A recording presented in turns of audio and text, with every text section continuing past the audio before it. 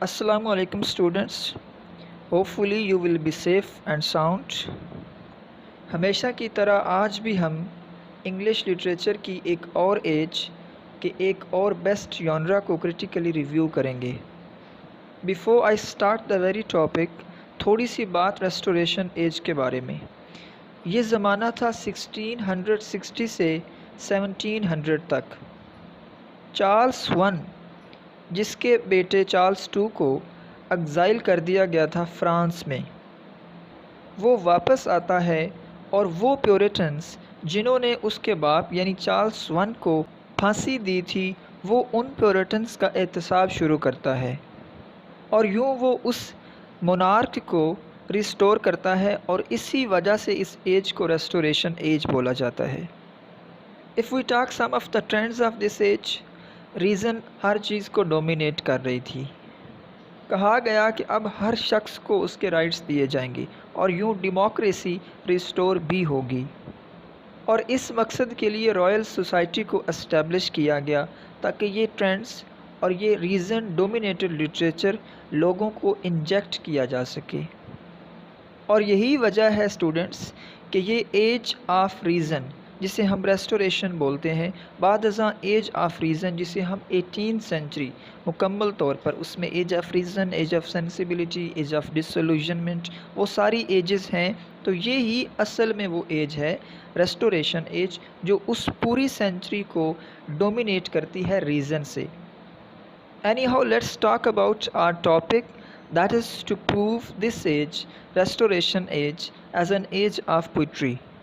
अगर आपको याद हो, इससे पिछली वीडियो में हमने प्योरिटन एज के बारे में बात की थी।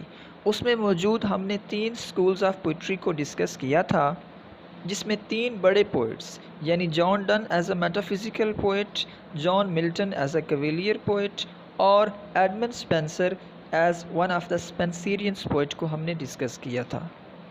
सो इस एज को यानी रेस्टोरेशन एज को पोइट्री डोमिनेट करती है। इसकी एक ग्राउंड रियलिटी तो यही है कि इससे पिछली age one of the best and one of the finest ages of poetry थी, और चूँकि उन 3 बिग पोइट्स ने या ग्रेट पोइट्स ने पूरे लिटरेचर को इन्फ्लुएंस किया है, तो एक बात तो बड़ी क्लियर है कि इस एज जो कि उसके फ़ौरन बाद आती है, इसको भी उन्होंने इन्फ्लुएंस ज़रूर किया है।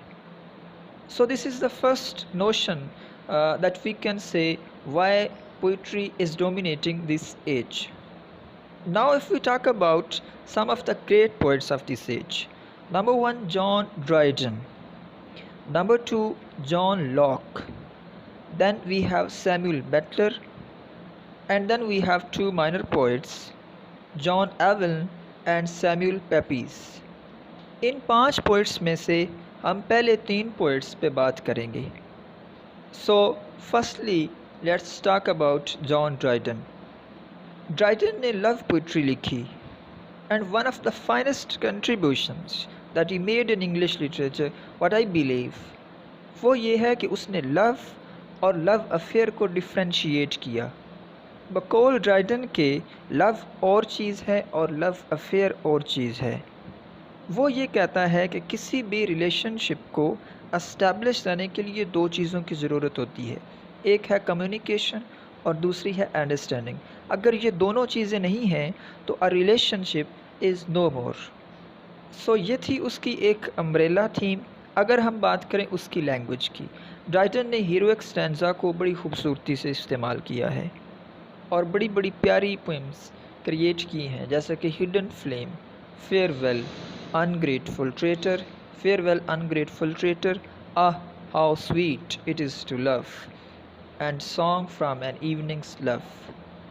अच्छा स्टूडेंट्स, एक बात याद रखिएगा अबाउट जॉन ड्राइडन कि हमने देखा कि रेस्टोरेशन एज को on the whole reason dominate करती थी।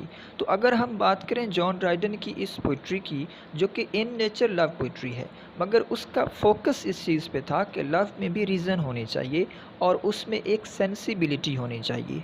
ड्राइडन ये कहता था कि अगर लव में सेंसिबिलिटी नहीं है, उसमें मैच्योरिटी नहीं है, उसमें प्योरिटी नहीं है और उसमें ऑनेस्टी नहीं है, तो वो किसी किस्म का भी कोई प्योर सेंसुअस और इमोशनल काइंड ऑफ लव नहीं हो सकता। So this is all about John Dryden. Then we have Samuel Butler. Butler was in fact a satirist. उसने 17th सेंचुरी की सोसाइटी में मौजूद उन इवल्स को क्रिटिसाइज़ किया है जो कि उस वक्त के लिए और उस वक्त के इंसान के लिए specifically they were very dangerous. और बटलर की पोइट्री में हमें 7 डेडली सन्स का रेफरेंस बारहा मिलता है। He wrote Hudibras, one of his finest collections. As usual इस कलेक्शन में भी उसने ह्यूमन फॉलीज को क्रिटिसाइज़ किया है। As far as his language is concerned, that was very much classical, that was very much rational in a sense. In short, he was a poet which this age indeed affords. And finally we have John Locke. Locke बड़ा interesting poet था। उसने अपनी poetry में fantasy और realism को combine किया है। And this is what makes his poetry unique and fascinating.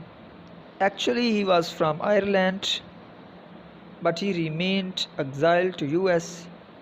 अगर हम बात करें उसकी थीम्स की, ही वॉज़ अ रिफॉर्मर। उसने म्यूचुअल अंडरस्टैंडिंग पे बात की। उसने सोशलाइजेशन, लिबर्टी और डेमोक्रेसी को अपनी पोइट्री में पोर्ट्रे किया है। और ऐसी थीम्स को पोइट्री में पोर्ट्रे करने की वजह यही थी कि ये एज जिसे हम डिस्कस कर रहे हैं, दैट इज़ रेस्टोरेशन एज, ये ऐसी ही थीम्स अफोर्ड करती थी और तब की ज़माने की डिमांड्स भी कुछ ऐसी ही थी।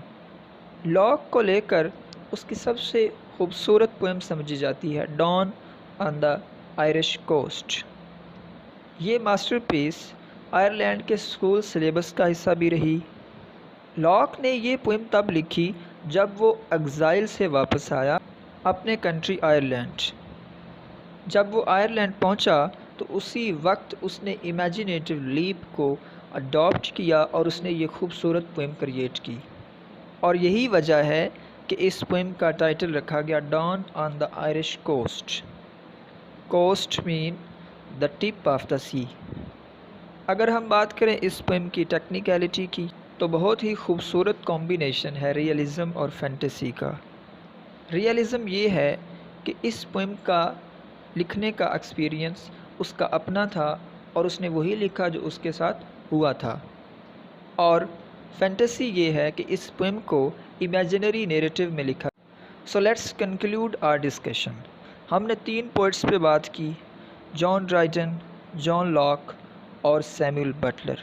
हमने उनके थीम्स, स्टाइल और वर्क्स पे भी बात की।